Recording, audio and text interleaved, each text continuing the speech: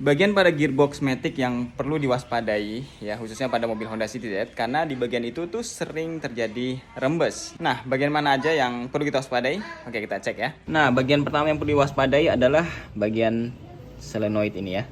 Nah, ini biasanya nih penyakitnya suka rembes di bagian sini. Kalau diganti pun kadang-kadang ntar dia rembes lagi. Ya, tapi selama tidak begitu parah ya mungkin kelihatan sedikit di sini agak basah aja di bagian sini. Ya, sering-sering dilap dan sering-sering dicek aja. Nah, yang kedua itu biasanya ada di bagian seal torque converter. Nah, kalau teman-teman di bagian sini nih ya suka ada tetesan ya oli matic. Itu biasanya munculnya dari seal torque converter. Nah, dia di bagian tengah ini ya. Kemudian di situ juga ada seal shifter kecil ya di belakangnya.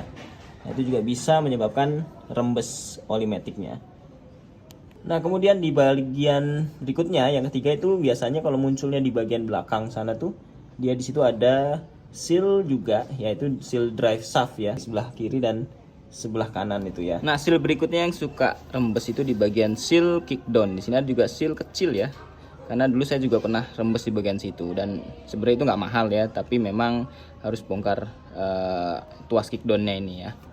Ya, jadi bagian-bagian tadi yang perlu diwaspadai. Jadi ada beberapa seal yang harus dicek. Ketika teman-teman melihat ada tetesan atau rembesan oli di bagian gearboxnya. Ya memang sealnya nggak terlalu mahal, tapi biaya bongkarnya yang agak lumayan.